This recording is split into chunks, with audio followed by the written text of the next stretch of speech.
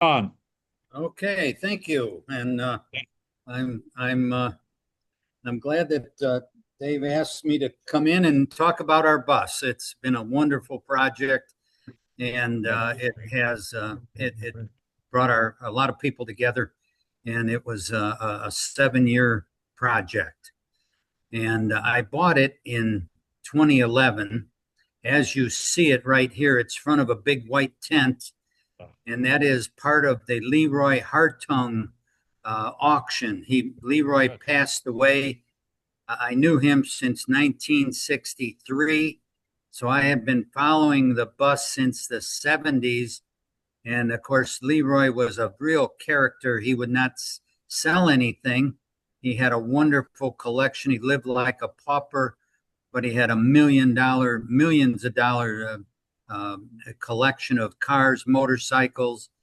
And if you would like to, I would suggest at some point you guys all go to the YouTube and look up Leroy Hartung, Hartung auction in 2011, and you'll see many videos of his auction and what we did. And I bought the bus at the auction, and of course I'd been watching it for 40 years, never ever thinking that I would ever be able to purchase the thing because Leroy never sold anything. Okay.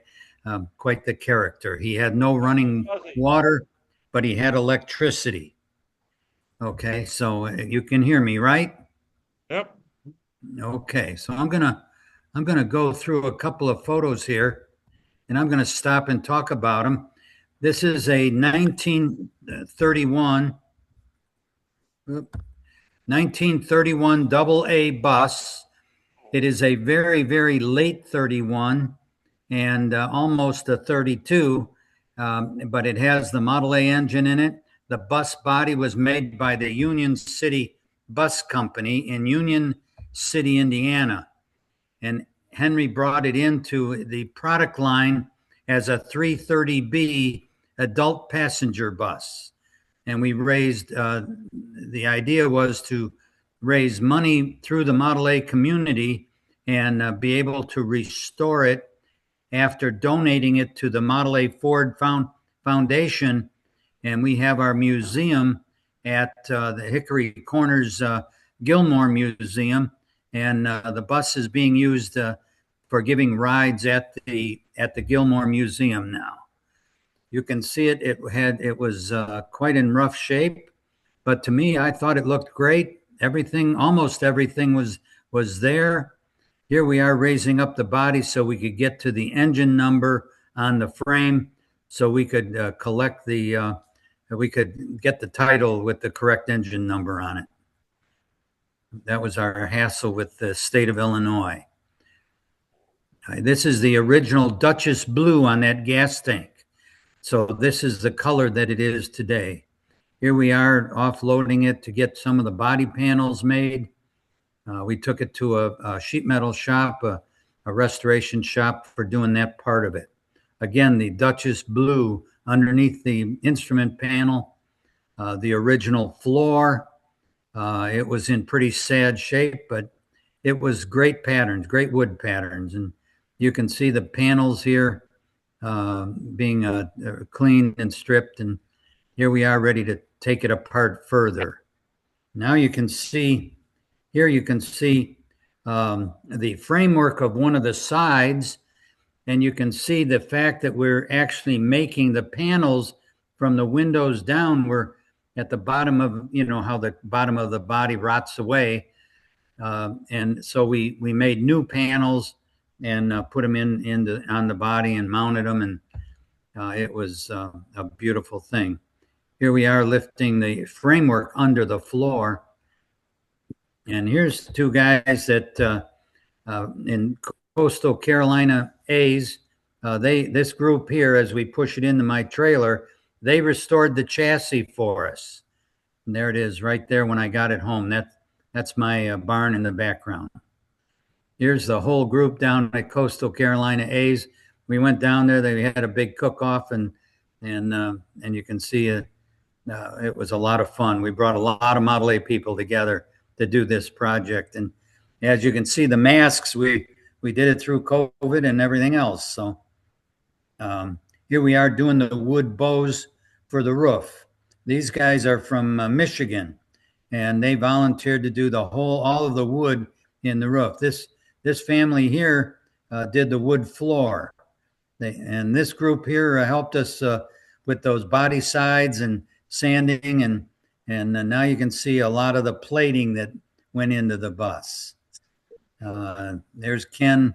This gentleman here he passed away, one of our very good friends, and he was a wonderful bus boy. Here we are lifting the cowl into position. Again, it's a late 31. This is an original Model A Ford photograph from the factory, and you can see that this is not a school bus. The school bus had a flat roof, and because the kids were shorter. This bus has a raised roof, and if you look at it, it has curtains in it, and if it had another option, if you wanted it, you could have pull down shades, and it has a wood grained interior, and it has this one particular one here has two roof vents, and those roof vents are to be able to get some air into the bus during transit. But you can take a good look at this. The rear bumper here shows very nicely the rear tail light, and you can see these people trying to get on into the bus.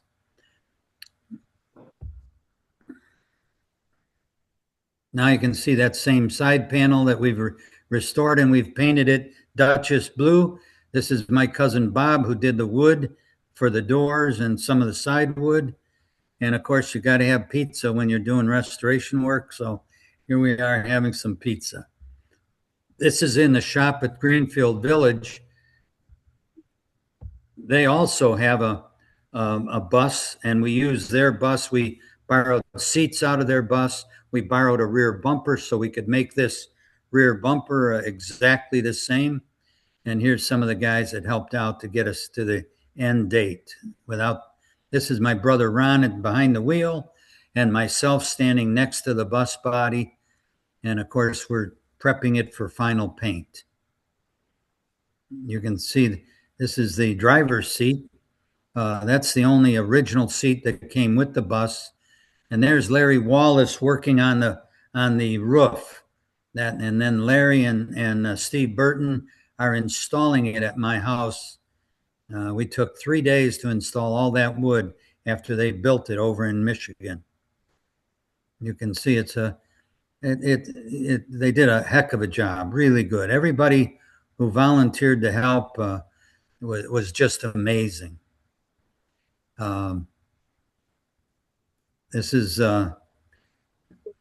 some of the pictures, and then in the front end, you're going to see some pictures of sheet metal corners that strengthened it up and made the curvature possible. You can see where it was a long project. There's Larry and Steve, and as they're getting ready I think they're getting ready to go home.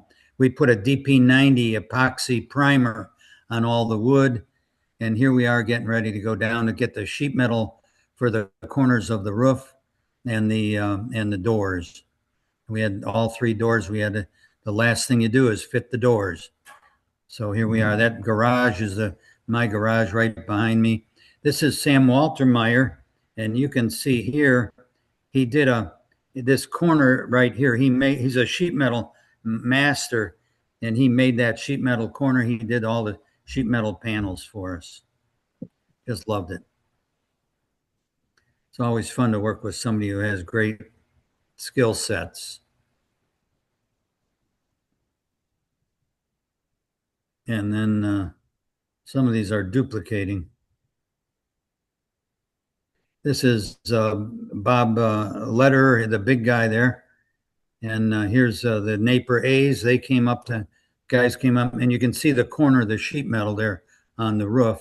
Here I am right as we did the final coats of paint on it.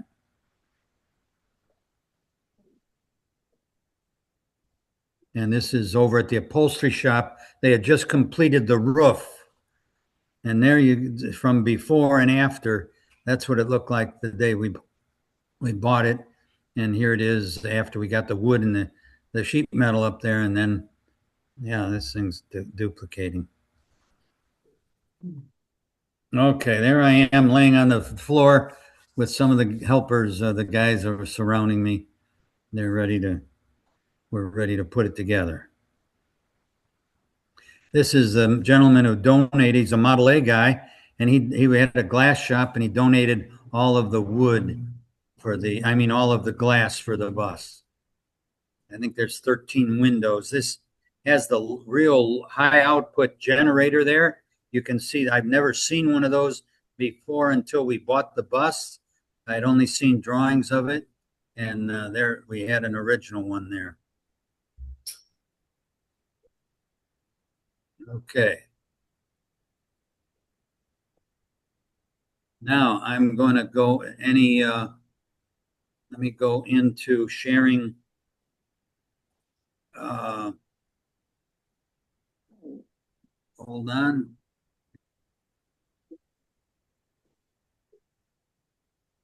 Everybody hearing me okay? Yep, you're doing great. Okay, good. Now I'm going to do a little PowerPoint here. And like I said earlier, it's a very, very late 31, 330B adult passenger bus. This is not a plain bus. On the inside, as you saw with the driver's seat, it has seat springs. It has wood grain interior. It has 4 dome lights. It has a mirror between each window, and every side window rolls up and down. Okay. And of course, here is the Leroy Hartung collection. You can get an idea what the auction was like here. He had so many wonderful things. He had many Model A's and cars of all kinds, motorcycles, and he was just a junk man. He was a junk man in just north of Chicago, and his father was before him. And they would go around and clean out attics and garages and these elderly people along the Gold Coast of the Lake Michigan. That's one of the wealthiest areas in the world. And so he would go out and clean out their attics, and they'd say, "Oh, by the way, I got an old car in the back corner of the garage. Could you get rid of that? Get rid of that for us?" And he would take it away. And of course, he built up his collection of stuff from the World's Fair, police uniforms, firemen uniforms, antiques of all kinds. It was just interesting. And here we are. This is right after I had bought it. The barn flooded. If you look at the rear tires there, you can see a mud line. All of those wheels and brakes were shot because when it rained, the barn flooded, and it basically, the tires were shot, the wheels were shot. Pretty sad shape. This is the bus at Greenfield Village, and without this one, we would have been in real trouble, because this one gave us an idea of what it should look like. And this is a bus out in California that I helped them with. This is a 33, and it's a school bus version. But if you look at it, you can see it's the same body. Of course, the gas, you can tell it's a V8, or probably a V8. It has a gas tank inlet right behind the side door here. See it? Now, Model A, the gas tank would be up in the cowl. So this is a 33, 34. I helped them with a lot of information as we went through it. Here's my brother working on a rear fender. These were giant rear fenders. It's a dual wheel rear bus, so it's a big fender. And then again, the chassis all done, fixed up, and ready to go. If you get enough people to help you on a project like this, it makes it not so difficult. And these guys, these are, they're brothers to me. Without these guys, we wouldn't have gotten it done. And then you can see the inside, and it really interesting. You can see the window regulators. The floor, I think he was cooking stuff in the back. He had cut holes in the floor. You can see some of the damage done there, but it didn't make any difference because it we weren't going to use it anyway. But if you look around the rear wheel well housing there, the rear fender, you can see some of the original linoleum.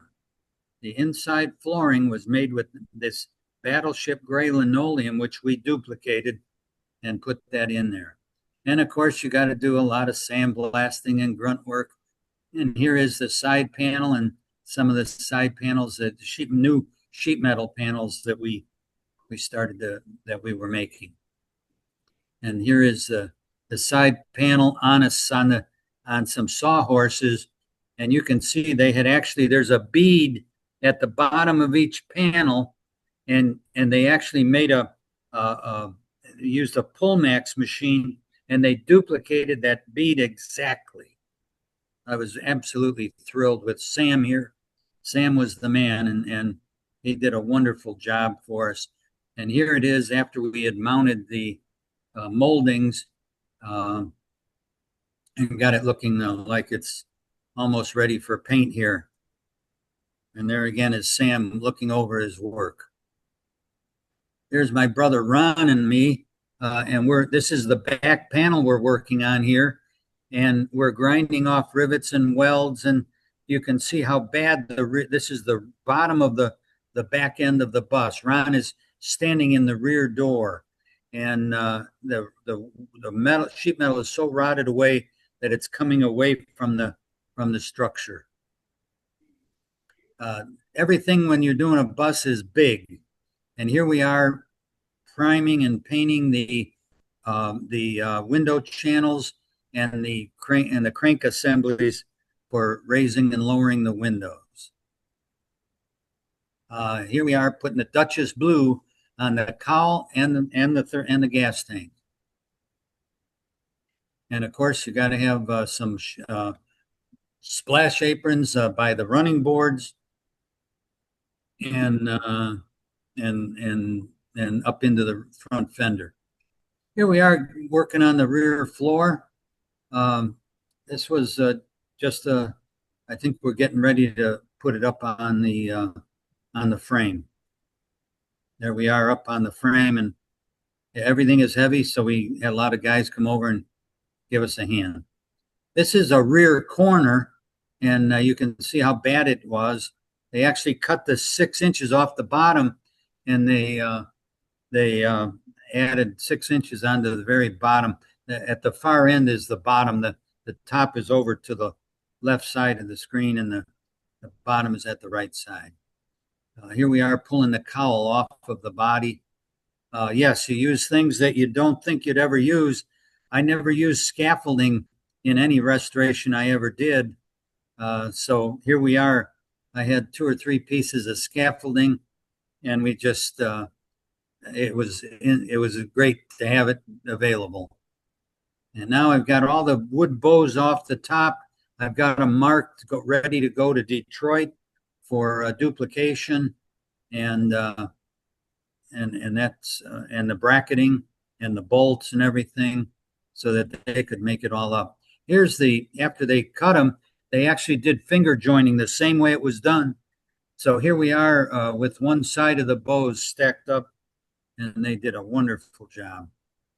Here you can see they're duplicating the wood and some of the pieces, and you can see how some of the original wood was rotten, and the finger joints were just breaking away. The wood was, of course, it's old and 90 years old, and it's starting to fall apart on you. So you try and save it. This is the front end of the bus above where the driver sits, above the windshield. So it kind of swoops downward, and this is and it gets more narrow as you come into the front of the bus. So that's what this is.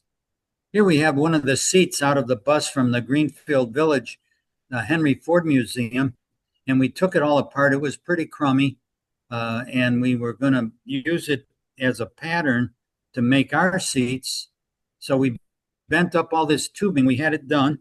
Here we are with their original seat and some of the tubing that we had cut up, and I made welding jigs like this one. These are the legs off of the seat, and I welded an original leg in there, and then I made reproduction seat legs, 8 of them, just like that. So they were exactly the same. This is the side of the seat with the armrest, and you can get an idea of how I welded. I took a flat piece of steel, and then I welded little pieces on it so I could duplicate the sides and the backs and the whole thing. And so we had a lot of work. I think I had about 3 months in just duplicating.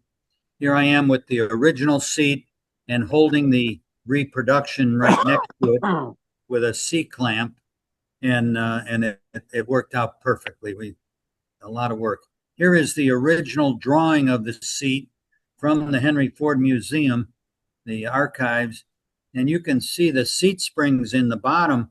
So the kids in the school bus version never got seat springs. They sat on hard benches, and but when you're an adult passenger, we had these beautiful seat springs, and Don Snyder duplicated these seat springs for us based on what these drawings gave us. So, and what we got in the driver's seat also.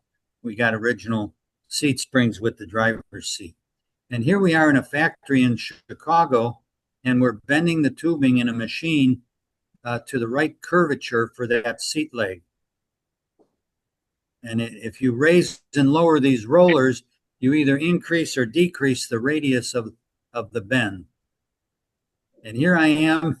I just did this to see how it would look and how it was coming together after I had them all welded up and primed. I laid them out and weighted them down so they wouldn't fall down. And here we are with all eight seats in there.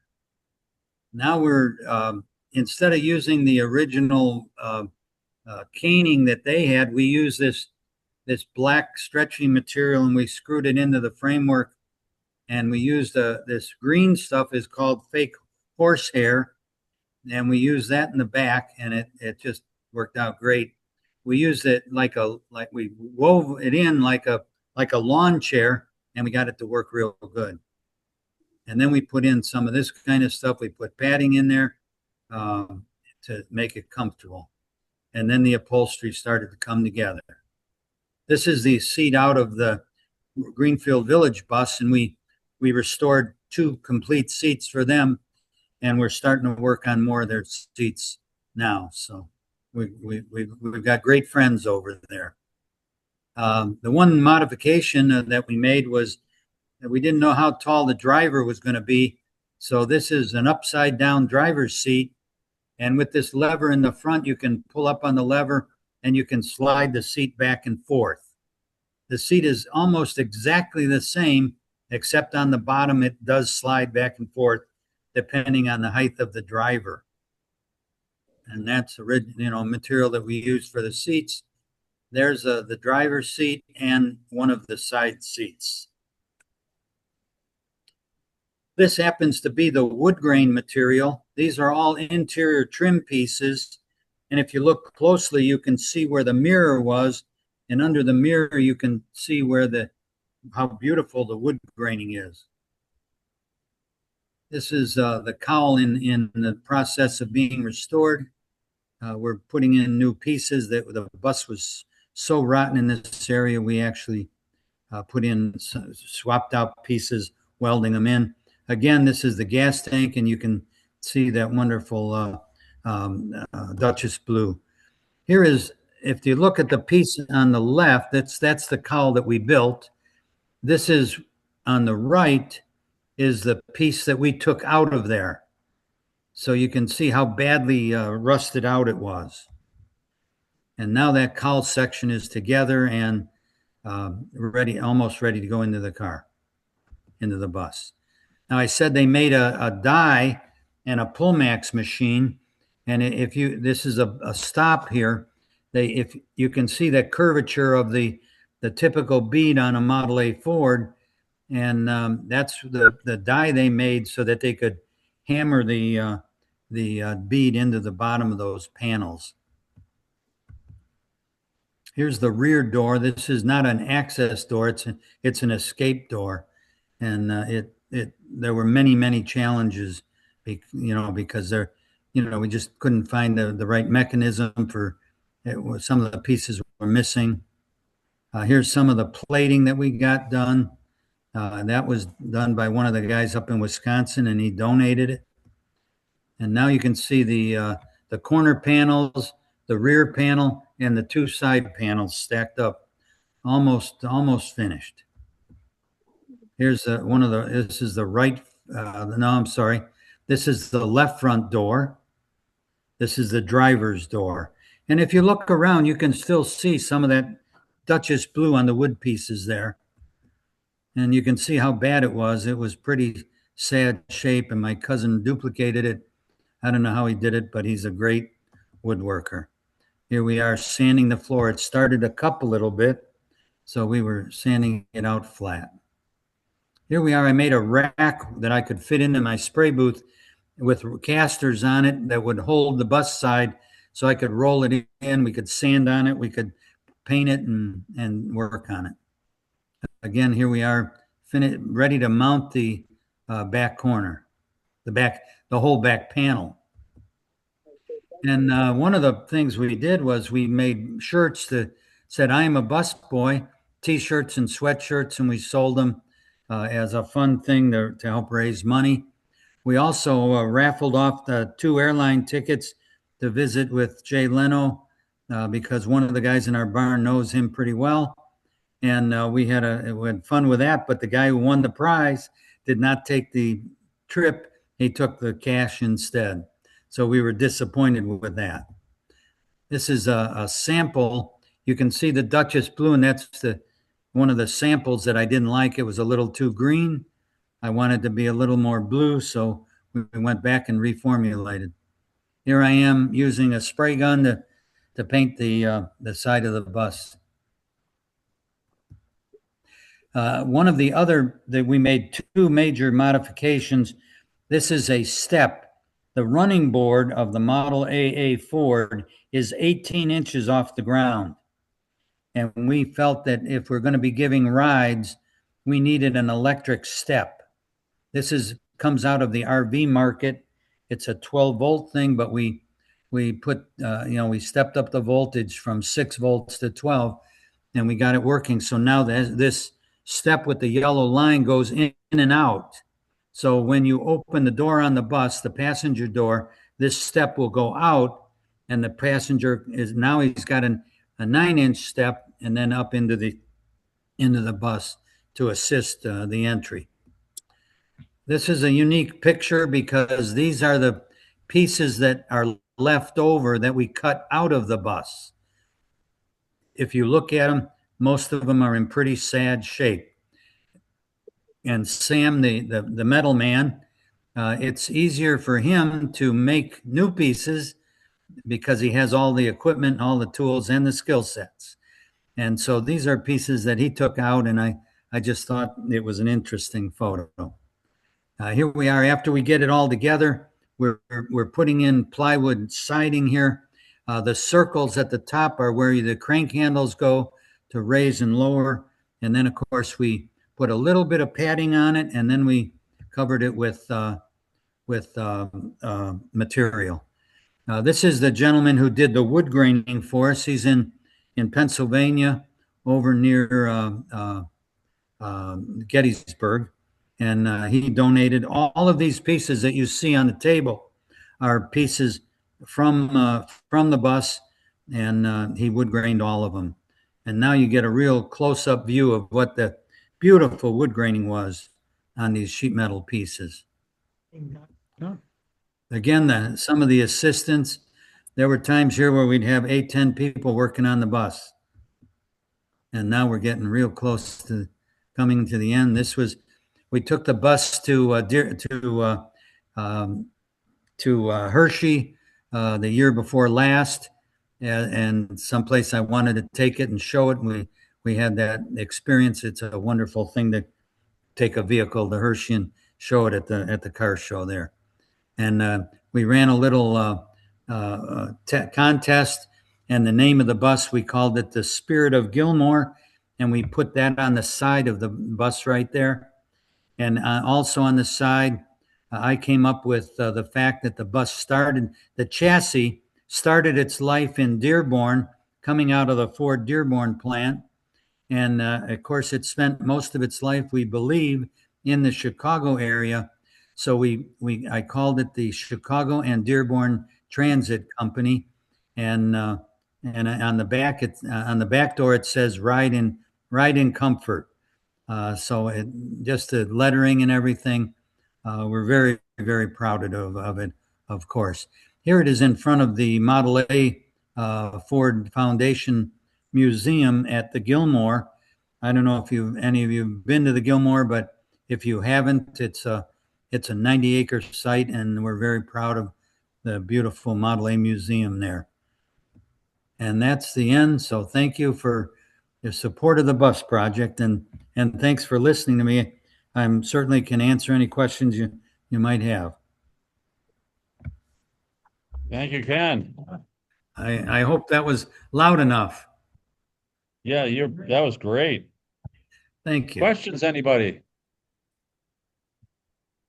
Let me explain a little bit about the bus. The bus I bought it in 2011 at this auction, and I'm a Model A collector, no doubt.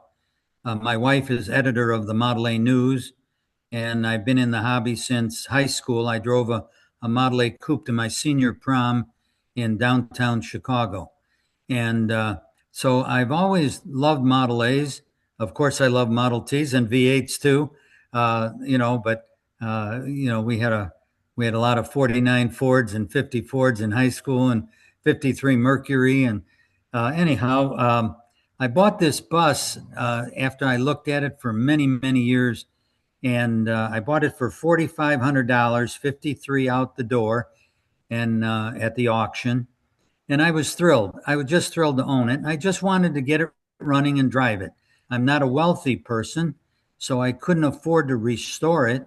And I was about 74 years old at the time when I said, we're going to donate it to the Model A Ford Foundation, and we're going to restore it. And everybody thought I was crazy, which I probably was. and so here we are. If I wanted to see the bus completed in my lifetime, then I would have had to given up ownership, which I did. So we got it done. They're going to be using it at the Gilmore Museum in the summertime for giving rides the same way the bus at Greenfield Village gives rides. Now let me explain. In 2019, before COVID, 39,000 people rode on the bus in Greenfield Village. That's a heck of a number. So I thought that we could do that, and now we've done it, and hopefully this summer we'll be giving a lot of rides in our bus. Any questions? How many passengers? How many passengers? Can you hear that, Ken? How many passengers? Oh, you saw the double seat, and there's an aisle down the center. So there's 4 double seats on each side. So that means there's 16. It's a 16 passenger bus plus the driver. And you have a handle. I didn't give you a picture, but the driver has a handle that swings, regular on the old days, they had a handle. It's nickel plated, and you open the door, and you didn't see I don't know if you saw the window in the bottom of the right door. There's a window in the door where it normally is, and then there's a little window down below, and that window is there in case there's a child comes up, and you go to open the door, you see the child through the lower window. It's kind of strange looking. So it seats 16 people, and it's very comfortable to ride in, especially with those Don Snyder springs. He did a great job on those. So, anybody else? Other questions? I don't have any questions because your presentation was so thorough and Oh, well, thank you. Very Thank you. interesting. Thank you. Thank you.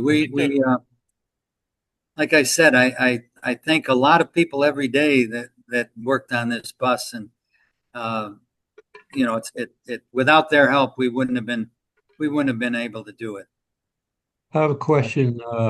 Sure. It's I forget what the front end and the front grill, but I remember I grew up learning to drive in a 31 Model A, and my father always told me, he says, "Oh, the only difference between the 31 and the 30 is the black paint on the top part of the grill." Is that relative to your bus also? Well, no, the bus is a double A. Double A. This is not a Model A. This is a Model AA. So this is the big truck. In fact, it's so big, it's the bigger chassis. It's a 157-inch wheelbase. And therefore, the double A, you're thinking of the radiator shell on a Yeah. 30 is all stainless steel. Yes. 31, there's a painted panel at the top. Yes. In all of the vehicles, all of the cars, that would have been true.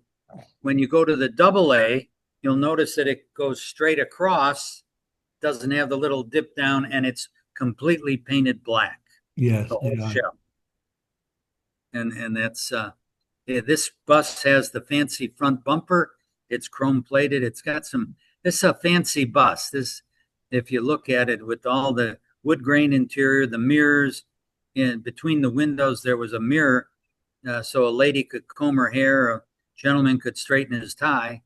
And so this is not, it's a very unique bus because most buses, when you see them, in fact, I was just over this past summer, we were at the V8 Museum and down in Indiana, and they said they had a bus just like ours, a Union City bus.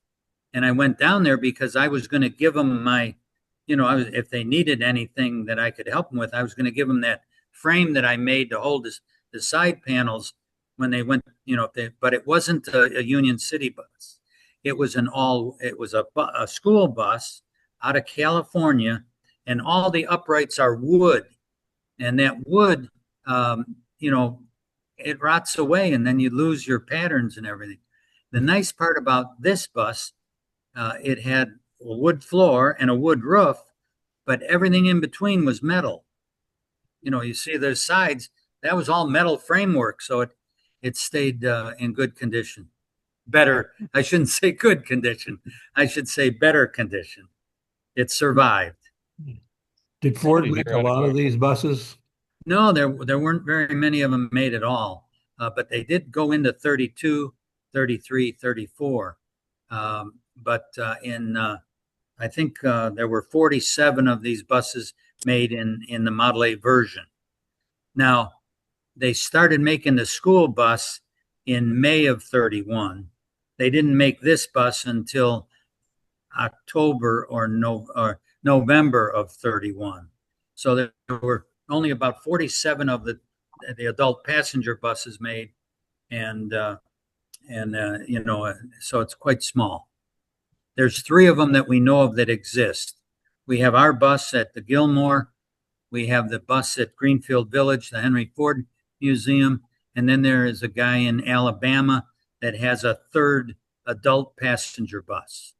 I have not seen any school bus versions in the Model A, although I know they're out there. And I do know I have a guy in Ohio that has a 32 Model B version of this bus in a school bus version.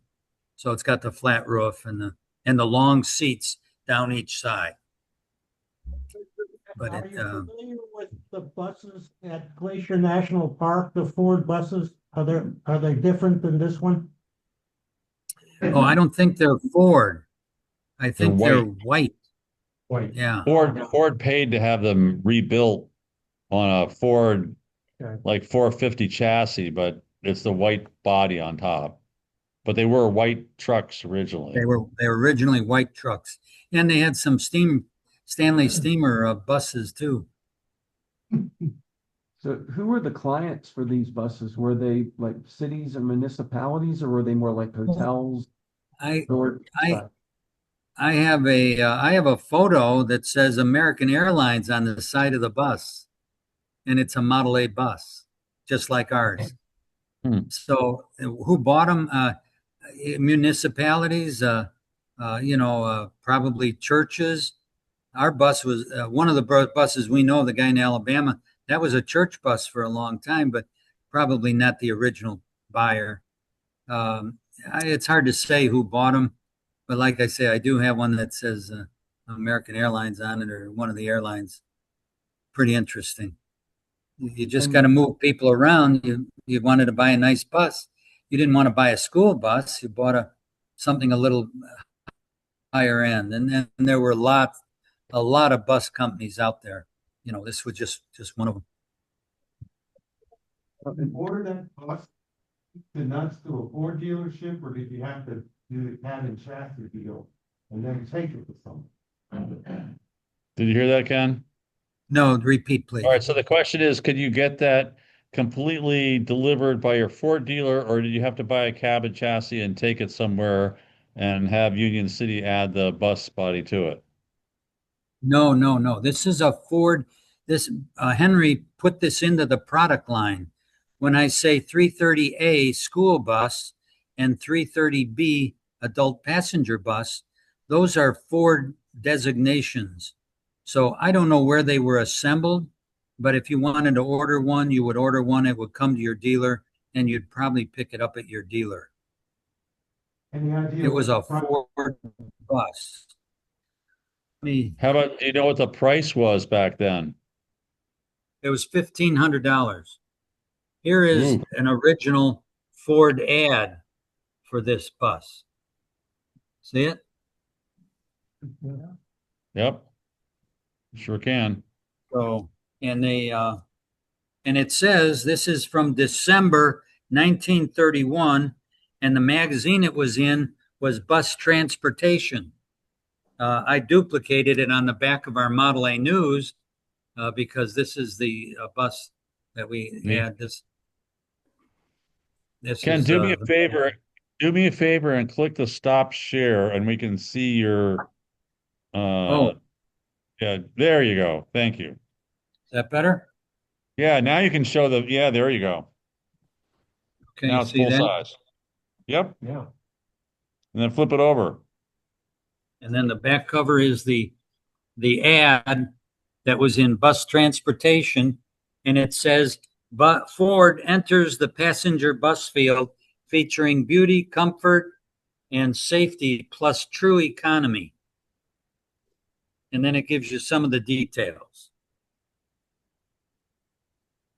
So did this you is, mention, and then you can see the little window in the door right there for the kid. I call it the kids' window.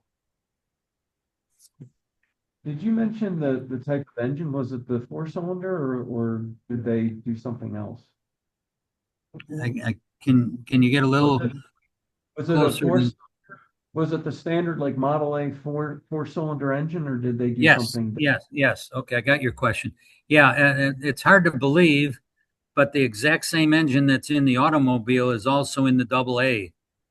Now, Chevrolet, I've got a 32 Chevy dump truck in my garage here right now from a friend of mine. It's got a 6-cylinder Chevy, and it's a 32, and it looks like a huge engine compared to the Model A.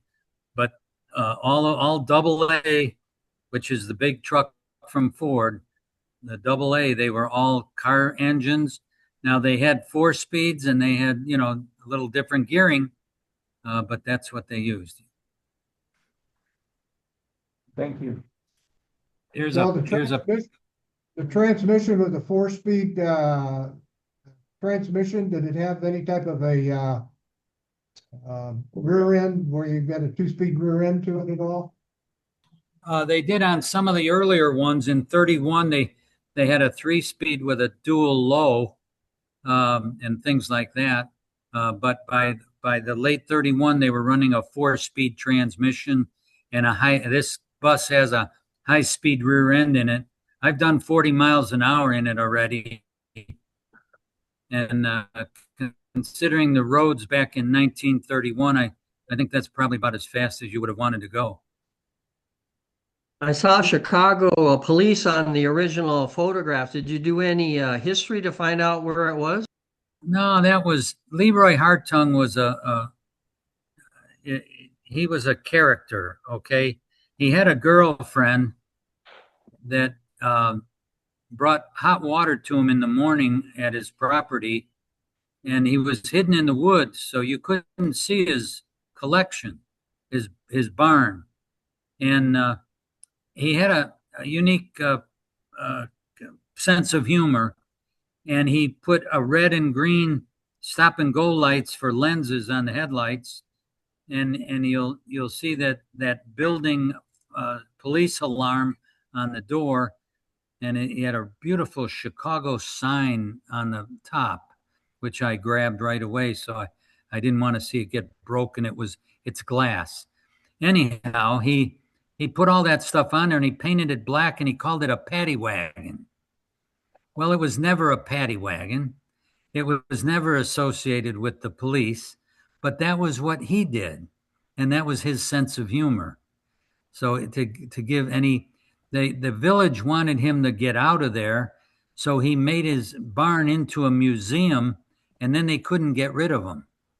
So he was fighting with the village, and his girlfriend, after it all said and done, she walked away with $3.5 million plus the value of the property. So she turned out quite well. Now, if you go to YouTube and look up Leroy Hartung, you will enjoy the story about all of the early motorcycles and it's just incredible. It was a week long. It was the biggest antique car thing I've ever seen in the state of Illinois, and the most interesting popcorn wagons and new old stock Model A parts and V8 parts, and I mean it just went on and on and on. It was, I'm telling you, I couldn't believe it. It was, and I knew the guy for 50 years, but you never got in to see everything. You got in to see his barn, but he had stuff stashed away, and he had old truck bodies out back, and they were, it was incredible. I'll never forget it. So take a look at the Leroy Hartung auction on YouTube, and there's several of them. You won't be disappointed. I was there every day all week and looking around and what's here and what's there and what you wanted to bid on. And of course, most auctions, they go way past you. I don't know how many you've gone to auctions, but and again, I'm not a wealthy person. So I sit there and I say, well, I want to buy this item here. I would be willing to spend $1,000. Okay. And of course, they start the bid and they go up to 800 and 900 and then all of a sudden it goes to $2,000, $3,000, $4,000, and now it's at $5,000 and it's way past whatever I wanted to pay for it. The neat part about the bus was that I wanted to pay about $4,000 for it. I thought it was worth $4,000. I had $8,000 that I could spend, and I got it at $4,500. So in my mind, I was about one of the few people that bought something at this auction at the price that I wanted to pay. You know what I mean? That's pretty unusual. I don't see that very often. Okay, so that's quick extemporaneous question about Leroy. A guy like him and people like them across the United States, where did he get his money if he was so frugal to collect? I often wonder where these guys get collect this stuff. You see, his dad started before him. Oh, and I'm talking about in the 40s and the 50s. I met Leroy in 63, and he already had most of what he had. Gotcha. So now I remember as a kid, there was a Accord Speedster that we could have bought for $800, and an MGTC that I could have bought for $800, and a TD for $400, because nobody wanted them in the 50s. In the 40s and 50s, it was a piece of junk. It was just an old car. And then in the 50s, late 50s, all of a sudden, the car collection started to take up, it started to gain speed. And people started saying, oh, I want to, I drove my Model A to California in 1965 after we restored it. And people were asking me, where did we get that car in such good condition? And they had no idea what the word restoration meant.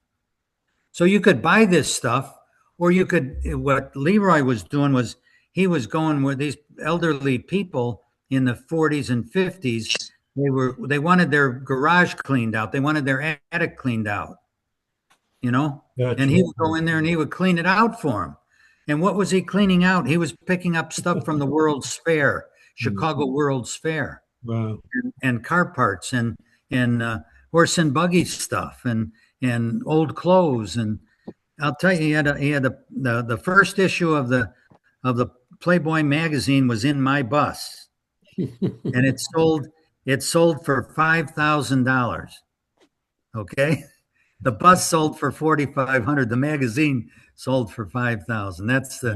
I think that's the Marilyn Monroe one, if I remember correctly. But so you just, that's how he did it, and he didn't have a lot of money to speak of, but he was buying this stuff for next to nothing. We're getting it for nothing. Yeah, or getting it, or maybe even saying, "Oh, I'll clean out your attic. I'll only charge you $200 to clean out your attic." He'd get paid to have it to get it hauled away, and then he was very good at figuring out what was worth something and what wasn't worth something. The 50s. I was getting driver's license in 1956, and you could get a Model A car or others for $35, $50 running. You know what I'm talking about. Yes. Them all day long. Yeah.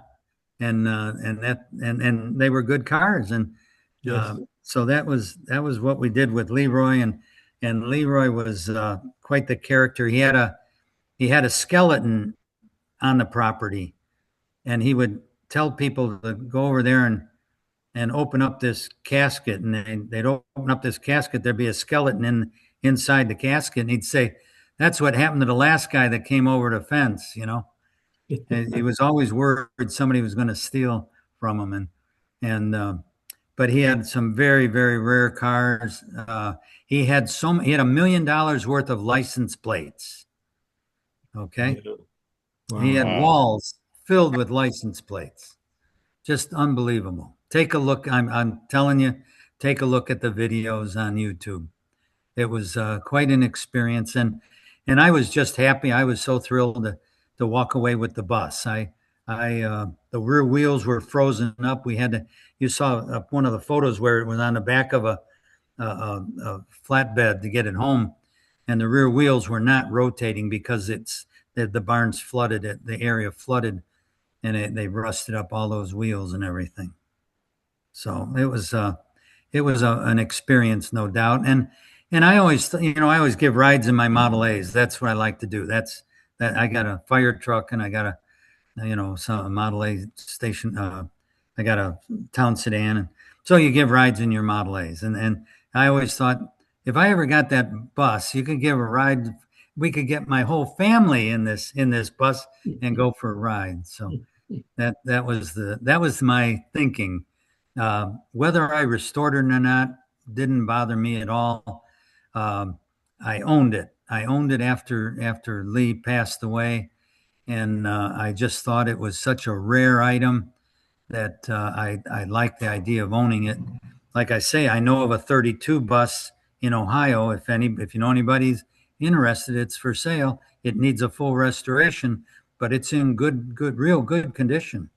But I owned it. I owned this bus, and then I said we were using it. I have a part swap on my front lawn every year. We raise money for the Model A Ford Foundation for our museum, and we were giving rides in this old beat up bus, and it was great fun. So I just thought, as I got a little bit older, I owned it for a few years, and then I said, okay, what do we do with it now? We've driven it. We've got it running around my property, and it's fun. But now I don't want my wife, after I pass away, I don't want someone in my family to have to figure out what to do with this thing. So I said, I was inspired by the Greenfield Village bus. And I said, why don't we do the same thing at the Gilmore Museum? So hopefully, if you guys, whenever you get over to the Gilmore Museum, and that's not too far away from the V8 Museum, you can go for a ride on our bus. Okay, that would be great. Well, to congratulate you for your thinking is what preserves great things across in these clubs. And I throw in for like our president, Dave Gunderson, who's did his truck up as one rare piece. And Yes. anyway, it's guys like you that we really be thankful for. And Well, they end up hopefully in the museum. thank you very much. I'm very proud of it and proud of all the people that worked on it. Well, Ken, thank you for your presentation. Dave? Really appreciate it. Thank you so much.